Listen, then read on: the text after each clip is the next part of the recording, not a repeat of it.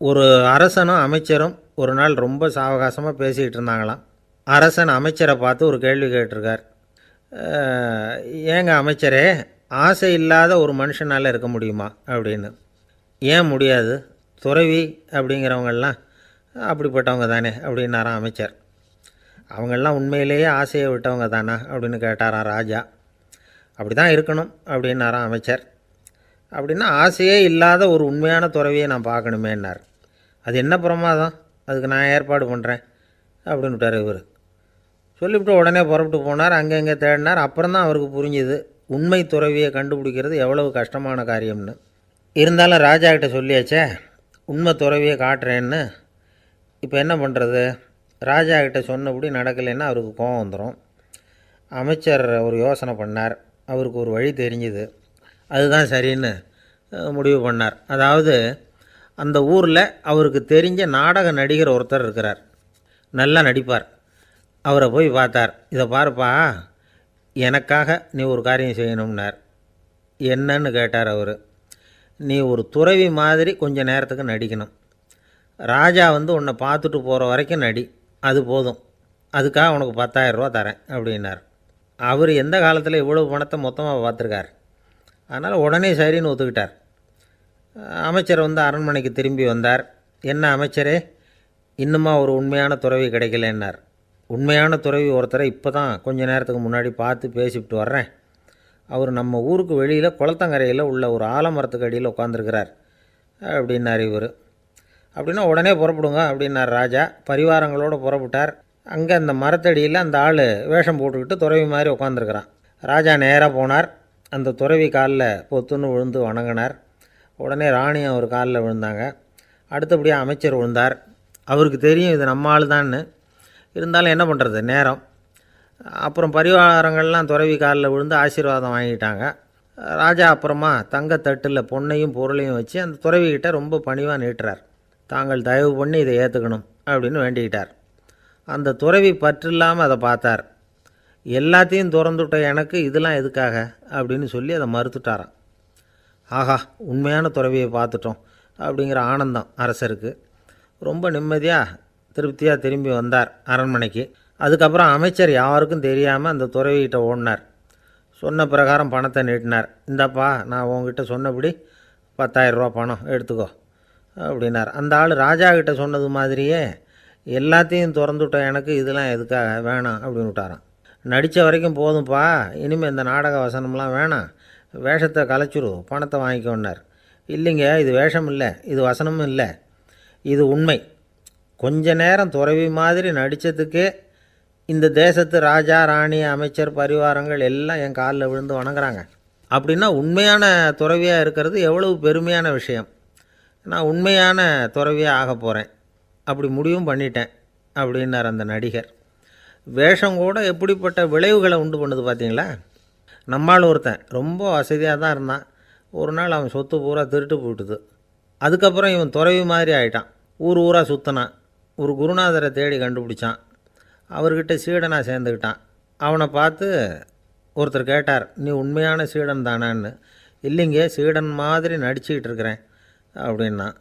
அது குரு துரோகம் இல்லையா அப்படின்னு கேட்டார் அவர். இல்லைங்க, நான் பண்ணது குரு துரோகம் இல்லை, என் குரு பண்ணது தான் துரோகம். என்னுடைய பணத்தை கொள்ளையடித்தது இவர் தான். அதை எங்கே வச்சுருக்காருன்னு கண்டுபிடிக்கிறதுக்காக தான் இவர்கிட்ட சீடனாக சேர்ந்துருக்கிறேன் அப்படின்னா. ஒருத்தர் மனசில் நிம்மதி இல்லாமல் உட்காந்துருந்தார்.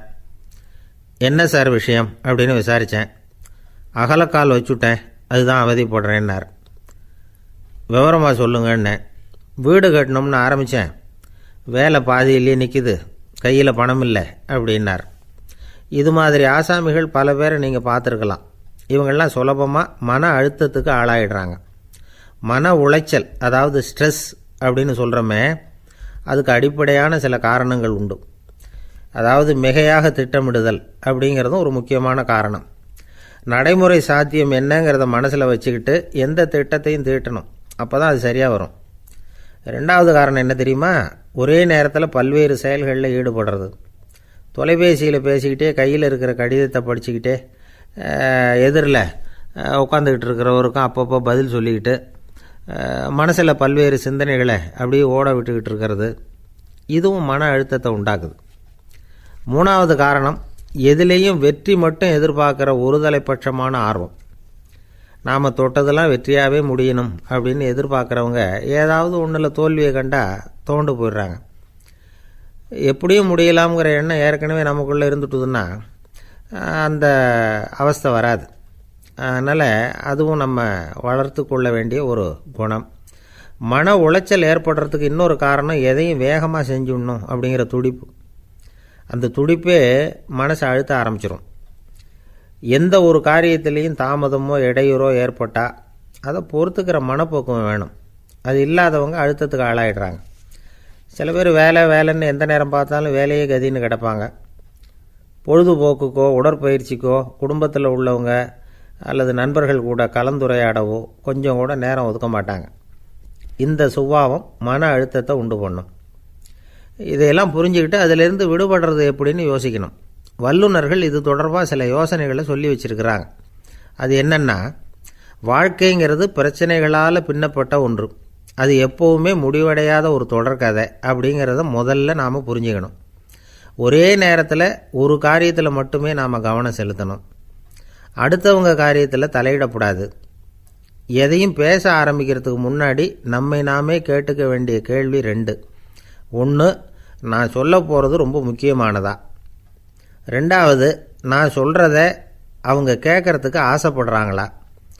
நான் பேசுகிறதுக்கு அது சரியான நேரம் தானா? இதை யோசித்து பார்த்ததுக்கப்புறம் எதையும் பேச ஆரம்பிக்கணும். முடிஞ்ச அளவுக்கு வளைந்து போகிற சுபாவத்தை வளர்த்துக்கணும். நம்ம நேரம் விலை மதிப்பு இல்லாதது. அதை வீணாக்கக்கூடாது. சிரிக்க தெரியலனாலும் பரவாயில்ல, முகத்தில் கொஞ்சம் புன்முறுவலாவது காட்டணும். இதெல்லாம் ரொம்ப முக்கியம். அடுத்தவங்க ஏதாவது செஞ்சால் உடனே நன்றி சொல்ல மறக்கக்கூடாது. தினமும் கொஞ்சம் நேரத்தை தனிமையில் செலவு பண்ணணும். மன உளைச்சலிருந்து விடுபடுறதுக்கு 3 முக்கிய வழிகள் சொல்கிறாங்க. அதை சுருக்கமாக ரெட் அப்படின்னு சொல்கிறாங்க. RED ஆங்கில எழுத்தில். அந்த முதல் எழுத்து R, அது என்னென்னா ரிலாக்ஸேஷன், அதாவது இடை ஓய்வு. 2வது E எக்ஸர்சைஸ், உடற்பயிற்சி. 3வது டயட், திட்டமிட்ட உணவு முறை. அதனால் தியானம், மூச்சு பயிற்சி இதெல்லாம் இந்த இடை ஓய்வுக்கு வழிகள். எந்த வேலையையும் தொடர்ந்து செய்யக்கூடாது. எல்லார்கிட்டையும் கலகலப்பாக பழகணும். மாதத்துக்கு ஒரு நாளாவது குடும்பத்தோடு வெளியில் போயிட்டு வரணும். சுலபமான உடற்பயிற்சிகளை செய்யலாம். உடற்பயிற்சிங்கிறது நமக்காக நாம் செய்கிற ஒரு நீண்டகால முதலீடு அப்படின்னு சொல்லுவாங்க. அதாவது லாங் டேர்ம் இன்வெஸ்ட்மெண்ட்டாக. அளவோடு சாப்பிட்ணும், மெதுவாக சாப்பிட்ணும். இதெல்லாம் கொஞ்சம் மனசில் வச்சுக்கிட்டு நடந்துக்கிட்டால் மகிழ்ச்சியாக வாழலாம். சில பேர் சாப்பாட்டு விஷயத்தில் ரொம்ப அக்கறை எடுத்துக்கிறது உண்டு. ஒரு குண்டு ஆசாமி சாப்பிட உக்காந்தார். முதல்ல ஒரு மாத்திரை சாப்பிட்டார். எதுக்குன்னு கேட்டோம். பசி எடுக்கிறதுக்குன்னார். சாப்பிட்டு முடித்தார். பிறகு மறுபடியும் ஒரு மாத்திரை சாப்பிட்டார். இது எதுக்குன்னு கேட்டோம். சாப்பிட்டது ஜீரணமாகறதுக்கு அப்படின்னார். ஒரு சின்ன பையன் வந்தான். அவனை பார்த்து ஒரு கேள்வி கேட்டோம். ஏன்ப்பா உங்கள் வீட்டில் அம்மா புத்திசாலியா அப்பா புத்திசாலியா அப்படின்னு. அவன் அலட்சியமாக நம்மளை பார்த்து சிரிக்கிறான். என்ன சார் இது, இந்த காலத்தில் இது கூட தெரியாமல் இருக்கிறீங்களே அப்படிங்கிறான். ஒரு சின்ன பையன் நம்மளை பார்த்து இப்படி கேட்டு விட்டானே அப்படின்னு நினைக்கிறப்போ நமக்கு ஒரு மாதிரி ஆகிடும். அதுக்கப்புறம்தான் இந்த தாத்தா பாட்டிலாம் சொல்கிற ஒரு கதை ஞாபகத்துக்கு வந்தது. அது என்ன கதை தெரியுமா? ஒரு ஊரில் ஒரு அம்மாவும் பிள்ளையும் இருந்தாங்களாம். அந்த மகனுக்கு திடீர்னு தேசாந்திரம் போய் வரணும்னு ஆசை வந்துட்டுது. ஊராக போய் சுற்றி பார்க்கணுங்கிற ஆசை. அந்த அம்மாவுக்கு இது பிடிக்கல. மகனை பிரிஞ்சு இருக்கிறதுக்கு அவங்க மனசு இடம் கொடுக்கல. வேணாப்பான்னு சொல்லி பார்த்தாங்க, அவன் கேட்கல. திடீர்னு புறப்படவும் செஞ்சுட்டான். சரி, இனிமேல் அவனை தடுக்க முடியாதுன்னு முடிவு பண்ணிட்டாங்க அந்த அம்மா. இருந்தாலும் புத்திசாலித்தனமாக ஒரு யோசனை பண்ணாங்க. மகனை கிட்டத்தில் கூப்பிட்டாங்க. அவங்ககிட்ட சொன்னாங்க, இதை பாருப்பா, நீ தேசாந்திரம் போகிறதுன்னு தீர்மானம் பண்ணிவிட்ட. அதை நான் தடுக்கலை, போயிட்டு வந்துடும். ஆனால் போகிறதுக்கு முன்னாடி எனக்கு ஒரு வாக்குறுதி கொடுத்துட்டு போ அப்படின்னாங்க. போகிறப்போ ராத்திரியாக இருந்தாலும் பகலாக இருந்தாலும் சரி, புளிய மரத்து நிழலில் தான் தங்கணும். திரும்பி வர்றப்போ இரவும் பகலும் நீ வேப்ப மரத்து நிழல்லே தங்கணும் அப்படின்னாங்க. சரி, அப்படியே செய்கிறேன்னு சொல்லி வாக்குறுதி கொடுத்தான் பையன். புறப்பட்டு போனான். போகிற வழியில் புளிய மரத்து நிழல்லே தங்கினான், தூங்கினான். அப்படி போய்கிட்டே இருந்தான். 7வது நாள் அவன் உடம்பு சுகமில்லாமல் போயிட்டுது. ரொம்பவும் பலவீனமாயிட்டான். இனிமேல் நடக்க முடியாதுங்கிற நிலைமை வந்துட்டுது. யோசித்து பார்த்தான். சரி, இதுக்கு மேலே போக வேண்டாம் அப்படின்னு முடிவு பண்ணிவிட்டு திரும்பி வர ஆரம்பிச்சிட்டான். திரும்பி வர்றப்போ வழியில் வேப்ப மரத்து நிழலையே தங்கி தங்கி வந்தான். நாளுக்கு நாள் உடம்பு சரியாக வந்துட்டுது. 7ஆவது நாள் வீட்டுக்கு சேர்றான். உடம்பு பழையபடியே கலகலப்பாயிட்டுது. பூரண சுகம். தேசாந்திரம் போன பையன் திரும்பி வந்துட்டானே அப்படின்னு அந்த அம்மா ஆச்சரியப்படலை. ஏன்னா அவங்களுக்கு தெரியும் இப்படி ஆகும்னு. பையன் சீக்கிரமாக திரும்பி வரணுங்கிறதுக்காக தான் அவங்க அந்த யோசனையை சொன்னாங்க. என்ன விஷயங்கிறதையும் அவங்களே சொன்னாங்க. மகனே, புளிய மரத்து நிழல் உடம்புக்கு உஷ்ணத்தை கொடுக்கும், சீக்கம் உண்டாக்கும். அதனால் நீ தொடர்ந்து புளிய மரத்து நிழலில் தங்கினாவே நோய்க்கு ஆளாயிட்ட. அதனால் நல்ல பயணத்தை முடிச்சுக்கிட்டு திரும்பி வரணுங்கிற முடிவுக்கு வந்துட்ட. திரும்பி வர்றப்போ நீ தங்கினது வேப்ப மரத்து நிழல். அது உடம்புக்கு குளிர்ச்சியை தரக்கூடியது, நோயை தீர்க்கக்கூடியது. அதனால் சுகமாக வீட்டுக்கு சேர்ந்துட்ட. உன்னோட தேசாந்திர பயணத்தை தடுக்கிறதுக்காக தான் இப்படி பண்ணினேன் அப்படின்னாங்களாம் அந்த அம்மா. பார்த்தீங்களா அம்மாவோட புத்திசாலித்தனத்தை? அப்பாவாக இருந்தால் இப்படியா பண்ணுவார்? ஒரு அப்பா பையன்கிட்ட 10 ரூபா கொடுத்து இதை எடுத்துக்கிட்டு அடுத்த ஊருக்கு போய் அங்கே இருக்கிற மாமா கிட்ட இதை கொடுத்துட்டு வாடா, வழியில் எங்கேயாவது மரத்தடியில் படுத்து தூங்கி விடாதே அப்படின்னு எச்சரிக்கை பண்ணி அனுப்புனாராம். பையனுக்கு எச்சரிக்கையாக வாழறது எப்படிங்கிறத கற்றுக் கொடுக்கறதுக்காக இப்படி பண்ணார். அவன் பணத்தை வாங்கிட்டு போனான். அப்பா சொன்னதை மறந்துட்டு ஒரு மரத்தடியில் படுத்து தூங்கிட்டான். அவனுக்கு தெரியாமல் அவன் பின்னாடியே போன அப்பா அவன் கையில் இருந்த அந்த 10 ரூபாயை நைஸாக எடுத்துகிட்டு வந்துட்டார். அவன் பையில் தானே வச்சுருந்தான், அது தெரியாமல் எடுத்துகிட்டு வந்துட்டார். அவன் தூங்கிக்கிட்டு இருக்கான். எடுத்துகிட்டு ஒரு மறுபடியும் வீட்டுக்கு வந்துட்டார். பையன் முழிச்சுக்கிட்டு பையை தடவி பார்க்குறான், பணத்தை காணும். அழுதுகிட்டே திரும்பி வந்தான். அப்பா கிட்ட விஷயத்த சொன்னான். அப்பா சிரிச்சுக்கிட்டே சொன்னார், அதுக்கு தான்ப்பா ஆரம்பத்திலேயே எச்சரிக்கை பண்ணினேன், இனிமேலாவது நீ ஜாக்கிரதையாக இருக்கணும் அப்படிங்கிறதுக்காக தான் இப்படி பண்ணினேன். அந்த பணம் எங்கேயும் போயிடலை, நான் தான் அதை உனக்கு தெரியாமல் எடுத்து வச்சிருக்கிறேன்.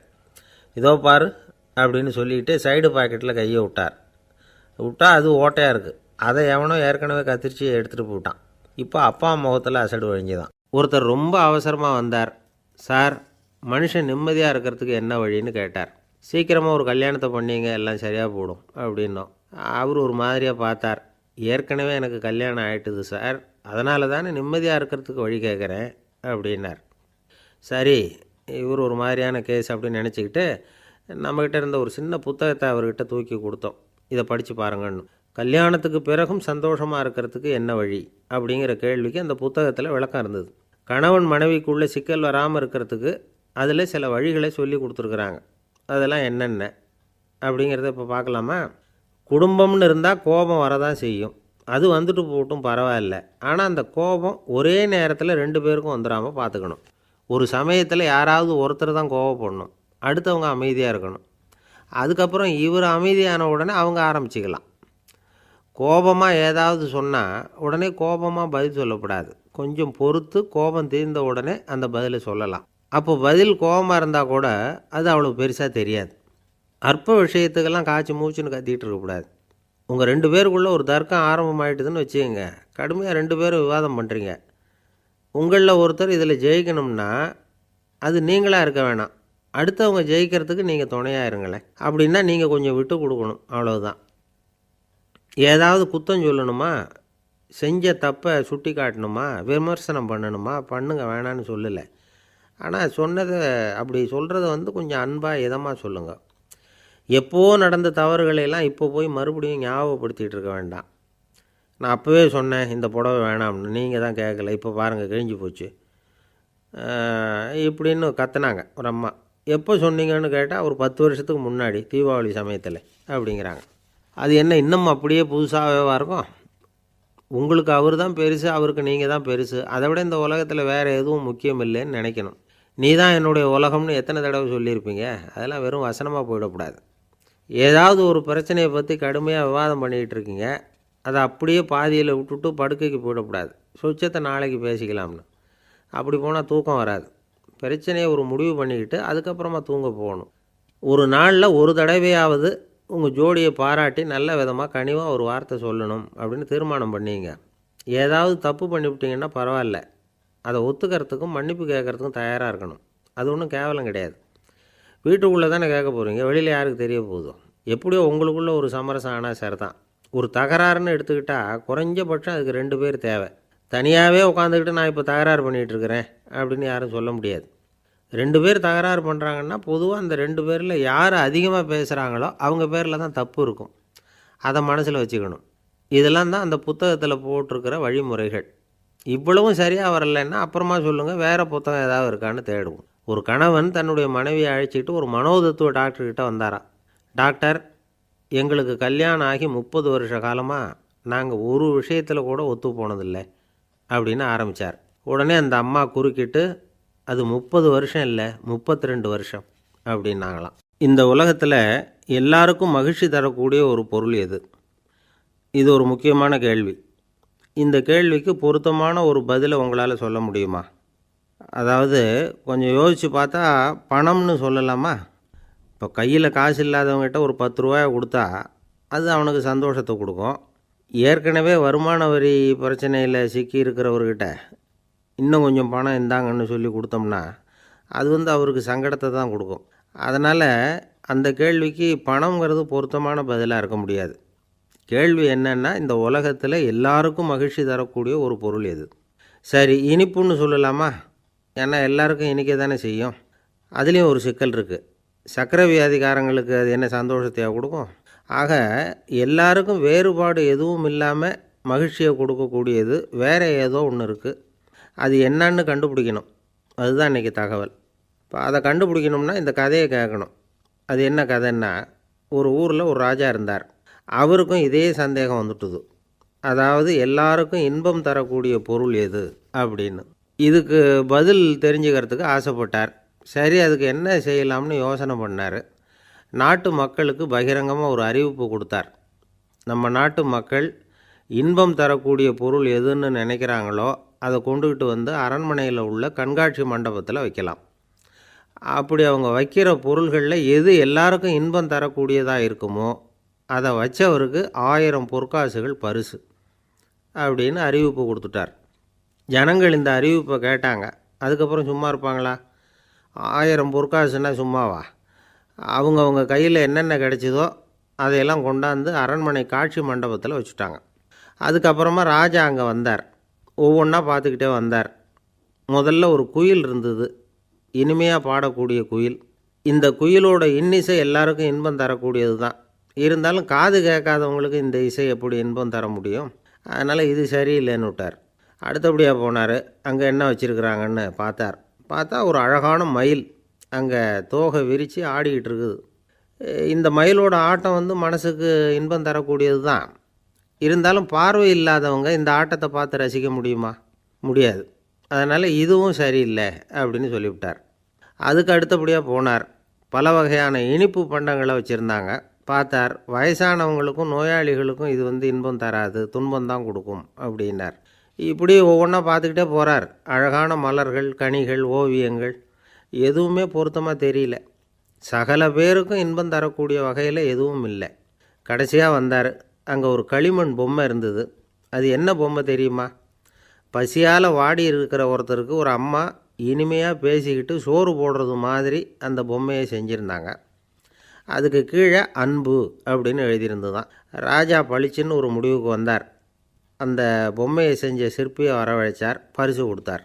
அன்பு ஒன்று தான் எல்லாருக்கும் இன்பம் அளிக்கக்கூடிய பொருள். காது கேட்காதவங்களும் அதை கேட்க முடியும், பார்வை இல்லாதவங்களும் அதை பார்க்க முடியும், குழந்தைகளும் அதை உணர முடியும் அப்படின்னு அதுக்கு விளக்கம் கொடுத்தார் அந்த மன்னர். இந்த உலகத்தில் எல்லாருக்கும் மகிழ்ச்சி தரக்கூடிய ஒரு பொருள் அன்பு தான். அதை புரிஞ்சுக்கிட்டு தான் சில கணவன்மார்கள் மனைவி பேரில் ரொம்ப அன்பை காட்டிக்கிறது வழக்கம். ஒரு வீட்டு வாசப்படி பக்கமாக மழைக்கு ஒதுங்கினார் ஒருத்தர். மழை தூரிக்கிட்டு இருந்தது, இருட்டு நேரம். அந்த வீட்டில் இருந்தவர், இன்றைக்கி ராத்திரி வேணும்னா இங்கேயே தங்கிட்டு காலையில் போங்க அப்படின்னார். உடனே இவர் சொன்னார், ரொம்ப நன்றிங்க, ஒரு 10 நிமிஷத்தில் இதை வந்துவிடுறேன் அப்படின்னு சொல்லிவிட்டு எங்கேயோ ஓடினார். 10 நிமிஷம் கழித்து திரும்பி வந்தார். ஆமாம், எங்கே போயிட்டு வந்தீங்கன்னு கேட்டார் வீட்டில் இருந்தவர். நேராக எங்கள் வீட்டுக்கு போய் மனைவிக்கிட்ட இன்றைக்கி ராத்திரி இங்கேயே தங்கிக்கிறேன்னு சொல்லிவிட்டு வந்துட்டேன் அப்படின்னார் அவர். அன்பில் இது ஒரு ரகம். என்ன சார், உங்கள் பையன் என்ன செஞ்சுக்கிட்டு இருக்கிறான் இப்போது அப்படின்னு கேட்டார் ஒருத்தர். அடிக்கடி கண்ணாடி முன்னாடி நின்று அழகு பார்த்துக்கிட்டு இருக்கிறான் சார் அப்படின்னார் அப்பா. இளம் பருவம் இப்படி தான் இருக்கும், அதையெல்லாம் சாதாரணமாக நினச்சிடாதீங்க அப்படின்னாரு அவர். என்ன சார் சொல்கிறீங்க, கண்ணாடி முன்னாடி நின்றுக்கிட்டு நேரத்தை வீணாக்கிக்கிட்டு இருக்கான், அதை ஒரு பெரிய விஷயமாக நான் நினைக்கணுமா அப்படின்னாரு இவர். இளம் பருவத்தில் இளைஞர்களுக்கும் சின்ன பொண்ணுங்களுக்கும் அடிக்கடி கண்ணாடியில் பார்க்கணும்னு தோணும். அது வெறுமனே அழகு பார்க்குறது மட்டும் இல்லை, அவங்க தங்களையே தேடி கண்டுபிடிக்கிற ஒரு முயற்சி அது. இது ஒரு மனோதத்துவ விளைவு. இது வரைக்கும் சின்ன பிள்ளையாக இருந்துட்டோம், இனிமேல் நாமளும் மற்றவங்க மாதிரி மனிதர்கள் தான் அப்படிங்கிற உணர்வு அவங்களுக்கு வருது. தங்களோட முகம் எப்படி இருக்குது, அழகு எப்படி இருக்குது, உடம்பு நேரம் எப்படி இருக்குது, முடி எப்படி இருக்குது அப்படிங்கிறதையெல்லாம் கண்டுபிடிக்கிறாங்க. அதுக்கப்புறம் இன்னொரு ஆணோ பொண்ணோ தன்னை கவனிக்கணும் அப்படின்னு நினைக்கிறாங்க. இதெல்லாம் மனோதத்துவ உண்மைகள், இதெல்லாம் இயற்கை. இதை பார்த்துட்டு பெற்றவங்க பிள்ளைங்க கெட்டு போட்டாங்க அப்படின்னு நினைக்கக்கூடாது, அவங்கள திட்டிக்கிட்டே இருக்கக்கூடாது. இன்றைக்கி பல குடும்பங்களில் இதுதான் நடந்துக்கிட்டு இருக்குது. மனுஷ வாழ்க்கையிலேயே இப்படியும் இல்லாத அப்படியும் இல்லாத ஒரு பருவம் இளம் பருவம். 13லேருந்து 19 வயசுக்கு உட்பட்ட ஆண்கள் பெண்கள் இந்த வகையை சேர்ந்தவங்க, டீனேஜ் குரூப். இவங்களை சின்னவங்கன்னு நினச்சிட முடியாது, பெரியவங்கன்னு நினச்சிட முடியாது. இவங்க ரொம்ப சென்சிட்டிவ். சமூகம் நினச்சா இவங்களை நல்லவங்களாகவும் ஆக்கலாம், கெட்டவங்களாகவும் ஆக்கலாம். கொஞ்சம் அக்கறை எடுத்துக்கிட்டால் பெரிய பெரிய மேதைகளையும் விஞ்ஞானிகளையும் உருவாக்கலாம். ஆனால் நடக்கிறது என்ன தெரியுமா, அநேகமாக இவங்களை யாருமே சரியாக புரிஞ்சுக்கிறது இல்லை, இவங்களை சரியாக நடத்துறதும் இல்லை. இது வரைக்கும் நாம் சொல்கிறத கேட்டுக்கிட்டு இருந்தான், இப்போல்லாம் அவன் இஷ்டத்துக்கு நடக்க ஆரம்பிச்சிட்டான் அப்படின்னு வருத்தப்படுற பெற்றோர்கள் அதிகம். இது வருத்தப்படுற விஷயம் இல்லை, சந்தோஷப்பட வேண்டிய விஷயம். உங்கள் புள்ள சொந்தமாக யோசிக்க ஆரம்பிக்கிறதும் நடந்துக்க ஆரம்பிக்கிறதும் ஒரு தப்பான விஷயமா? அவன் கடைசி வரைக்கும் உங்கள் பேச்சையே கேட்டுக்கிட்டு இருக்கணுங்கிறது என்ன நியாயம்? இன்றைக்கி இளைஞர்களை பெரியவங்க தப்பாக புரிஞ்சுக்கிட்டு தவறாக நடத்துறதுனால தான் அவங்களுக்கு வெறுப்பு, எரிச்சல், மனக்கசப்பு எல்லாம் உண்டாகுது. பெற்றவங்க சரியாக மதிக்கிறது இல்லை அப்படிங்கிற ஒரே காரணத்தினாலேயே வீணாக போகிற பிள்ளைங்க இன்றைக்கி அதிகம். சரி, பெற்றவங்களுக்கு இன்றைக்கி என்ன தான் புத்தி சொல்ல வர்றீங்க அப்படின்னு கேட்குறீங்களா? நாம் எதையும் சொல்ல வரல, ஆனால் அது சம்பந்தமான சில நிபுணர்கள் சொல்லியிருக்கிறத உங்கள் காதில் போட்டு வைக்கலாம். அது என்னென்னா, பிள்ளைங்கக்கிட்ட அன்பு செலுத்துங்க. குழந்தையாக இருந்தப்போ எவ்வளவு பாசமாக இருந்தீங்க, வளர வளர அதை ஏன் குறைச்சிக்கிறீங்க? பெற்றவங்களின் அன்பான வார்த்தைகளுக்கு ஏங்குறவங்க தான் இன்றைய இளைஞர்கள். அவங்க எதை சொன்னாலும் அதை அக்கறையாக காது கொடுத்து கேளுங்க, அலட்சியப்படுத்தாதீங்க. அவங்க விரும்புகிறது உங்கள்கிட்டேருந்து ஒரு மதிப்பு, மரியாதை, அங்கீகாரம், இவ்வளவுதான். அவங்க அவங்களாவே முடிவுகள் எடுக்கட்டும், அதுக்கு நீங்கள் உதவியாக இருங்க, அது போதும். மற்றவங்க முன்னாடி, முக்கியமாக அவங்க நண்பர்கள் முன்னாடி அவங்கள பற்றி மட்டமாக பேசாதீங்க. அவங்கக்கிட்ட பொய் சொல்லக்கூடாது. நீங்கள் சொன்னது பொய்ன்னு தெரிஞ்சு போச்சுன்னா உங்கள் பேரில் அவங்களுக்கு இருக்கிற மதிப்பு போயிடும், நம்பிக்கை போயிடும். அவங்களுக்கு முன்னாடி நீங்கள் சண்டை போடக்கூடாது. உங்கள் பிள்ளைய எப்பவும் இன்னொரு பிள்ளையோட ஒப்பிட்டு பேசுகிற வேலையே வேணாம். கூட பிறந்த மற்றவங்களோட கூட ஒப்பிடக்கூடாது. இப்படி செஞ்சால் அவன் உங்ககிட்டையும் பிரியமாக இருக்க மாட்டான், அவங்ககிட்டையும் பிரியமாக இருக்க மாட்டான். புள்ள எங்கே போகிறான், என்ன பண்ணுறான் அப்படின்னுலாம் துப்பறிஞ்சிக்கிட்டு இருக்கக்கூடாது. இளைஞர்கள் தனிமையை விரும்புகிறவங்க. அவங்கள பெட்டியில் வச்சு மூடி பாதுகாக்கணும்னு நினைக்கக்கூடாது. அவங்கள எப்படி பாதுகாக்கிறது அப்படிங்கிறது அவங்களுக்கே தெரியும். உங்கள் புள்ள எப்படி நடந்துக்கணும்னு நீங்கள் எதிர்பார்க்குறீங்களோ அது மாதிரி நீங்கள் நடந்து காட்டுங்க, அது போதும். ஒரு வீட்டில் அப்பாவும் அம்மாவும் பேசிக்கிட்டு இருக்கிறாங்க. என்னங்க, நம்ம பொண்ணு பெரியவளாயிட்டா, அடிக்கடி கண்ணாடி முன்னாடி போய் நின்றுக்கிட்டு இருக்கிறா, சீக்கிரமாக ஒரு பையனை பார்த்து கல்யாணத்தை முடிக்காமல் இப்படி மசன்னு கல் மாதிரி உட்காந்துருக்குறீங்களே அப்படின்னு சத்தம் போட்டாங்க அந்த அம்மா. அவசரப்படாத, பார்க்குறதுக்கு கண்ணுக்கு அழகாக லட்சணமாக புத்திசாலியாக ஒரு பையன் கிடைக்க வேணாமா, அதுதான் பார்த்துக்கிட்டு இருக்கிறேன் அப்படின்னார் அப்பா. இதுக்கு அந்த அம்மா சொல்கிறாங்க, எங்கள் அப்பா இப்படியெல்லாம் நினச்சிக்கிட்டு இருந்திருந்தா எனக்கு கல்யாணமே ஆயிருக்காது தெரியுமா அப்படின்னாங்களாம். ஒரு ஆஃபீஸில் வேலை பார்க்குற ஒருத்தர் ஏதோ தப்பு பண்ணிவிட்டார். உடனே மேல் அதிகாரி அவரை கூப்பிட்டு அனுப்புனார். நீ செஞ்சது தப்புன்னார் கோபமாக. இது ஒரு ரகம். சில அதிகாரிகள் இப்படி நீங்கள் செஞ்சது தப்புன்னு சொல்கிறதில்ல, நீங்கள் செஞ்சது சரி அப்படின்னு சொல்கிறதில்ல. எப்படி சொல்லுவாங்கன்னா, நீங்கள் செஞ்சது சரியில்லைன்னு நான் நினைக்கிறேன் அப்படின்னு சொல்லுவாங்களாம். அதாவது சில பேர் நீங்கள் செஞ்சது தப்புங்கிறாங்க, அதையே மாற்றி சொல்கிறார் இவர், நீங்கள் செஞ்சது சரியில்லைன்னு நினைக்கிறேன். இது ரெண்டும் அர்த்தம் ஒன்று தான், இருந்தாலும் வார்த்தைகள் வித்தியாசம். நிர்வாக திறமை இல்லாத ஒரு அதிகாரி யூ ஆர் ராங் அப்படின்னு சொல்லுவாராம். நிர்வாக திறமை உள்ள அதிகாரியாக இருந்தால் அதையே கொஞ்சம் மாற்றி I think you are not correct அப்படிம்பாராம். இதுதான் வித்தியாசம். இருந்தாலும் வார்த்தைகளை உபயோகப்படுத்துகிற விதத்தை வச்சு தான் வேலை நல்லா நடக்கிறதும் நடக்காததும் இருக்குது. விவரம் தெரிஞ்சவங்க என்ன சொல்கிறாங்க தெரியுமா? Be a leader not a boss அப்படிங்கிறாங்க. ஒரு லீடராக இரு, பாஸாக இருக்காதே அப்படிங்கிறாங்க. சரி, அப்படின்னா லீடருக்கும் பாஸுக்கும் வித்தியாசம் உண்டா அப்படின்னு கேட்டால் இருக்குன்னு சொல்கிறாங்க. லீடருங்கிறவர் வேறு, பாஸுங்கிறவர் வேறு. ஒரு லீடர் எப்படி நடந்துக்குவார், ஒரு பாஸ் எப்படி நடந்துக்குவார், இதை முதல்ல நாம் தெரிஞ்சுக்கணும். அவங்க எப்படி நடந்துக்குவாங்க அப்படிங்கிறதுக்கு சில விவரங்கள் இருக்குது. அதை கேட்டோம்னா நாம் புரிஞ்சுக்கலாம் அதை. அதாவது பாஸுங்கிறவர் விரட்டிக்கிட்டே இருப்பார், லீடருங்கிறவர் ஊக்கப்படுத்திக்கிட்டே இருப்பார். நாளைக்கு சாயந்தரத்துக்குள்ளே அந்த வேலையை செஞ்சு முடிக்கலைன்னா தொலைச்சி விடுவோம் தொலைச்சி அப்படிம்பார் அவர். இவர் எப்படி சொல்லுவார்னா, இது வரைக்கும் நீங்கள் செஞ்சுருக்கிற வேலை ரொம்ப அற்புதம் அப்படிம்பார். பாஸுங்கிறவர் அதிகாரத்தை நம்பி செயல்படுறவர், லீடருங்கிறவர் நல்லெண்ணத்தை நம்பி செயல்படுறவர். நம்மக்கிட்ட அதிகாரம் இருக்குது, பவர் இருக்குது, அதனால் காரியத்தை சாதிச்சுடலாம் அப்படின்னு நினைக்கிறவர் அவர். மற்றவங்கக்கிட்ட ஒரு நல்ல அபிப்பிராயத்தை சம்பாதிச்சுக்கிட்டு அது மூலமாக காரியங்களை சாதிக்கிறவர் இவர். பாஸுங்கிறவர் பயத்தை உண்டு பண்ணுவார், லீடருங்கிறவர் அன்பை பரவ செய்வார். அதை செய்யலைன்னா ஆடிட்டில் தகராறாயிடும், இது செய்யலைன்னா இன்க்ரிமெண்ட்டு கட் ஆகிடும், இப்படி ஏதாவது சொல்லி பயமுறுத்திக்கிட்டே இருப்பார் அவர். இவர் அப்படி இல்லை.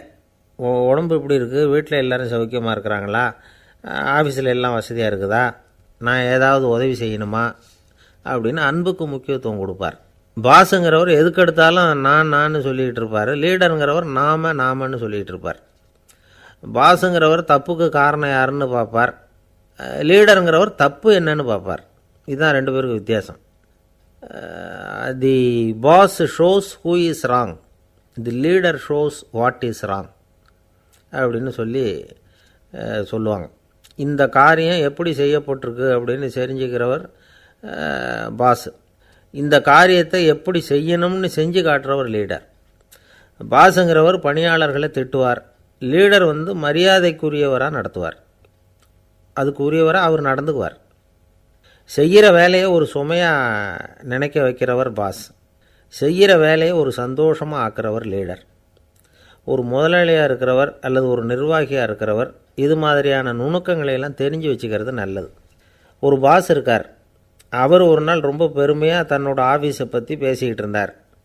எனக்கு கீழே 200 பேர் வேலை செய்கிறாங்க சார், நான் ஒரு கோடு கிழிச்சா அவங்க அதை தாண்டாத அளவுக்கு நான் நடந்துக்கிறேன் சார் அப்படின்னார் அவர். அது எப்படி முடியுது உங்களால் அப்படின்னு கேட்டோம். நான் கோடே கிழிக்கிறதில்ல சார் அப்படின்னார். பந்திக்கு முந்தர ஆசாமிகள் நம்மளில் பல பேர் உண்டு. அப்படி முந்தறதுக்கு கூட முயற்சி பண்ணுறவங்க நிறைய பேர் இருக்கிறாங்க. இதில் என்ன ஒரு விஷயம்னா, பந்திக்கு முந்துறது கூட தப்பு இல்லை. ஆனால் அப்படி ஒரு விருந்தில் ஆளாக போய் உட்காந்து சாப்பிட்டா கூட வெளியில் வர்றப்ப என்ன பெரிய விருந்து வச்சுட்டான், சாம்பாரில் உப்பு இல்லை, ரசத்தில் காரம் இல்லை அப்படின்னு குறை சொல்லிகிட்டே வர்றது இருக்குது பாருங்கள், அது சரியில்லை, நாகரிகமும் இல்லை. கல்யாண பத்திரிகையில் என்ன போட்டிருக்குது, என் பொண்ணுக்கும் இன்னார் பையனுக்கும் கல்யாணம், எல்லாரும் குடும்பத்தோடு வந்திருந்து மணமக்களை ஆசீர்வதிக்கணும், இப்படி தானே போட்டிருக்கோம். குடும்பத்தோடு விருந்து சாப்பிட்டு சாப்பாடு எப்படி இருக்குன்னு அபிப்பிராயம் சொல்லிவிட்டு போங்க அப்படின்னா போட்டிருக்கு கல்யாண பத்திரிகையில். ஒருத்தர் வீட்டு விசேஷத்துக்கு போயிருக்கோம்னா எவ்வளவோ அசௌகரியங்கள் நமக்கு ஏற்படலாம். ஏராளமான கூட்டம் வந்திருக்கும், எல்லாரையும் அவங்க தனித்தனியாக கவனிச்சிக்கிட்டு இருக்க முடியாது. நாம் தான் அனுசரித்து நடந்துக்கணும். நாமளாக போய் வாழ்த்த வேண்டியவங்களை வாழ்த்தி விட்டு சேரணும். அதை விட்டுட்டு பத்திரிக்கை கொடுத்தானேன்னு போனேன், கவனிப்பே சரியில்லை அப்படின்னு புலம்பிக்கிட்டு இருக்கக்கூடாது. ஒரு விருந்துக்கு போனால் அங்கே எப்படி நடந்துக்கணும் அப்படிங்கிறத பற்றி கூட அனுபவசாலிகள் சில விவரங்கள்லாம் சொல்லியிருக்கிறாங்க. இந்த காலத்தில் கல்யாணம், பிறந்த நாள், அது இதுன்னு நிறைய விருந்துகள் நடக்குது. அதெல்லாம் எதுக்காக? மனித உறவுகளை வளர்த்துக்கிறதுக்காக தான், வேறு எதுக்கு? ஒரு விருந்துக்கு போனால் அமைதியாக பொறுமையாக போய் உட்காரணும். அடித்து பிடிச்சிக்கிட்டு இடத்த பிடிக்க போகிறேன் அப்படின்னு நிற்கக்கூடாது. முதல் பந்தி நடந்துக்கிட்டு இருந்தால் அது முடிஞ்சு இலை எடுத்து சுத்தம் பண்ணதுக்கு அப்புறம் போய் உட்கார்றது தான் நாகரீகம். இலை எடுக்கிறதுக்கு முன்னாடியே அங்கே போய் உட்காந்தா நல்லா இருக்காது. நீங்கள் சாப்பிட்டுட்டு உட்காந்துருக்கீங்களா, சாப்பிட்றதுக்கு உட்காந்துருக்கீங்களா, பார்க்குறவங்களுக்கு சந்தேகம் வந்துடும். அதே மாதிரி இலையில் எல்லா ஐட்டமும் பரிமாறினதுக்கு அப்புறம் சாப்பிட ஆரம்பிக்கணும். ஒவ்வொரு ஐட்டமாக வைக்க நாம் பாட்டுக்கு எடுத்து உள்ளே தள்ளிகிட்டே இருந்தோம்னா எதை வச்சோம் எதை வைக்கலன்னு பரிமாறினவரே குழம்பி போயிடுவார். ஏன்னா எப்போ பார்த்தாலும் இலை காலியாகவே இருக்கும். சாப்பிட்றப்போ உங்கள் சாப்பாட்டையே நீங்கள் கவனிக்கணும். அடுத்தவங்க இலையில் என்ன இருக்குது, பக்கத்தில் இருக்கிறவர் எதை அதிகமாக சாப்பிட்றார், இதெல்லாம் நமக்கு என்னத்துக்கு? எல்லாரும் சாப்பிட்டு முடிக்கிற வரைக்கும் பொறுமையாக இருக்கிறது தான் நல்லது. நீங்கள் மட்டும் திடீர்னு பாதியில் எழுந்திரிச்சு பக்கத்தில் இருக்கிறவங்களுக்கு சங்கடமாக இருக்குமேங்கிறதெல்லாம் யோசிக்காமல் நீங்கள் பாட்டு எழுந்திரிச்சு போகக்கூடாது. பக்கத்தில் உள்ளவங்க உங்களை எழுந்திரிக்க சொன்னால் எழுந்திரிச்சு போகலாம். விருந்துகளில் சாப்பாட்டை வீணாக்கிறதே ஒரு நாகரிகமாக போட்டுது இந்த காலத்தில். சாப்பாட்டுக்கே கஷ்டப்பட்டுக்கிட்டு பல பேர் இந்த உலகத்தில் இருக்கிறப்போ சாப்பாட்டை வீணாக்கிறது எவ்வளோ பெரிய மோசங்கிறத நினச்சி பார்க்கணும்.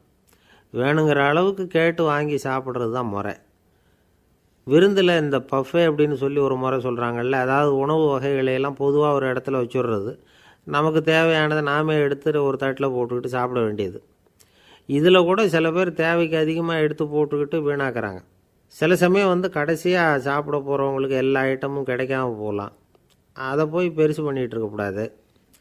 என்ன சார் இந்த அளவுக்கு கூடவா நாகரிகம் தெரியாமல் இருக்கிறோம், இதை போய் பெருசாக சொல்ல வந்துட்டீங்களே அப்படின்னு நினைக்கலாம்.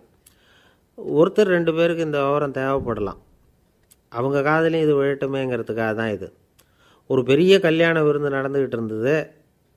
விருந்து மண்டபத்து வாசலில் ஒருத்தர் நின்றுக்கிட்டு வர்றவங்களையெல்லாம் ரொம்ப மரியாதையாக வணங்கி உள்ளே அனுப்பி வச்சுக்கிட்டு இருந்தார். எப்படி தெரியுமா? வர்றவங்க கையெல்லாம் பிடிச்சி முத்தம் கொடுத்து அதுக்கப்புறம் உள்ளே அனுப்பி வச்சுக்கிட்டு இருந்தாராம். கூட்டம்லாம் முடிஞ்சதுக்கப்புறம் அவர்கிட்ட போய் கேட்டிருக்கிறாங்க, சார் நானும் எவ்வளவோ விருந்துகளுக்கு போயிருக்கிறேன், இருந்தாலும் இவ்வளவு மரியாதையாக வர்றவங்க கைக்கெல்லாம் முத்தம் கொடுத்து வரவேற்கிறத இங்கே தான் பார்க்குறேன் அப்படின்னு சொன்னாங்க. அதுக்கு அவர் சொன்னார், அட போங்க சார், நான் முத்தம் கொடுக்கல, முந்தின பந்திக்கு சாப்பிட்டவங்களே அடுத்த பந்திக்கும் வர்றாங்களான்னு மோந்து பார்த்து அனுப்பி வச்சுக்கிட்டு இருந்தேன் அப்படின்னார். அம்மாக்காரங்களுக்கு அடிக்கடி ஏற்படுற கவலை ஒன்று உண்டு. அதாவது குழந்தை சரியாக சாப்பிட மாட்டேங்குதே அப்படிங்கிற கவலை. இவங்கெல்லாம் ஒரு விஷயத்தை நல்லா புரிஞ்சுக்கணும். குழந்தைகள்ங்கிறவங்க பெரியவங்க மாதிரி இல்லை. அவங்க கடிகாரத்தில் மணியை பார்த்துட்டு சாப்பிட்றதுக்கு உட்கார்ற ரகம் கிடையாது. பசிச்சா சாப்பிடுவாங்க, இல்லைன்னா விளையாடுவாங்க அல்லது தூங்குவாங்க. அது புரியாமல் அவங்கள கட்டாயப்படுத்தி அல்லது மிரட்டி சாப்பிட வைக்கிறது ரொம்ப தப்பு. ஒரு 8 மாத குழந்தைக்கு 3 மணி நேரத்துக்கு ஒரு தடவை பசிக்கும். அந்த நேரம் பார்த்து சாப்பாடு கொடுத்தா அடம் பண்ணாமல் அது பாட்டுக்கு சாப்பிட்றோம். அதே குழந்தைக்கு 1 வயசு ஆகிறப்போ 4 மணி நேரத்துக்கு ஒரு தடவை பசிக்கும்.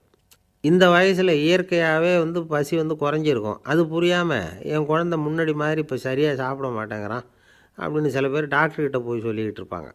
இன்னொரு விஷயம், ஒரு குழந்தைக்கு வயசு அதிகமாகிற வேகத்துக்கு உடம்பு எடையும் அதிகமாகிக்கிட்டே போகாது. உடம்பு எடை அதிகமாகிற வேகம் குறைஞ்சிக்கிட்டே வரும். 6 மாத குழந்தைக்கு ஒரு வாரத்தில் 150 கிராம் எடை கூடும். ஒரு வயசில் வாரத்துக்கு 71 கிராம் எடை கூடும். இது புரியாமல் அதிகமாக சாப்பாட்டை கொடுத்து குழந்தைய கஷ்டப்படுத்தக்கூடாது. ஏன்னா அளவுக்கு மீறின உணவு அஜீரணத்தை உண்டு பண்ணிவிடும். குழந்தைக்கு ஒரு தட்டில் கொஞ்சமாக ஆகாரத்தை வச்சு கொண்டுகிட்டு போய் கொடுக்கணும். மலை மாதிரி குவிச்சு வச்சா அதை பார்த்ததுமே பசி அடங்கி போயிடும். அடித்து மிரட்டி பயமுறுத்தி குழந்தைய சாப்பிட வைக்கிற பழக்கம் இருக்குது பாருங்கள், அதுக்கு ஃபுட் ஃபோர்ஸிங் அப்படின்னு பேர். இப்படி பண்ணுனா குழந்தைக்கு சாப்பாட்டில் விருப்பம் குறைஞ்சிரும், அதை கண்டாவே வெறுக்க ஆரம்பிச்சிடும். அது மாதிரி உளம் சார்ந்த பசி குறைவு, சைக்கோஜெனிக் அனோரெக்சியா, அது ஏற்படுமா. சாப்பாடுங்கிறதே ஒரு தண்டனை மாதிரி தோணும். குழந்தைகளுக்கு பிடிச்ச மாதிரியான ஆகாரத்தை கொடுக்கணும். சத்து அதிகம் இருக்குங்கிறதுக்காக அதுக்கு பிடிக்காத ஆகாரத்தை கொடுத்து கட்டாயப்படுத்தக்கூடாது. குழந்தைகளுக்கு 2 வயசு ஆகிறப்போ இயற்கையாகவே எதிர்மறை குணம் உண்டாகும். அதாவது அந்த எதிர்மறையாக பேசுகிறது. இது மாதிரி சமயங்களில் நாம் என்ன சொல்கிறோமோ அதுக்கு நேர்மாறாக நடந்துக்கும். ஏட்டிக்கு போட்டி. சாப்பிட சொன்னால் விளையாட போவோம், விளையாட சொன்னால் சாப்பாடு கேட்கும். இதை புரிஞ்சுக்கிட்டு நடந்துக்கணும். குழந்தை சொன்ன பேச்சை கேட்கலேன்னு கோவப்படக்கூடாது. குழந்தை வளர வளர பிடிவாத குணம் வர்றது சகஜம். கேட்டதை வாங்கி கொடுத்தா தான் சாப்பிடுவேன் அப்படின்னு பிடிவாதம் பண்ணும். வாங்கி கொடுத்துடுறது தான் உத்தமம். நீங்களும் அதுக்கிட்ட பிடிவாதம் பண்ணிகிட்டு இருக்கக்கூடாது.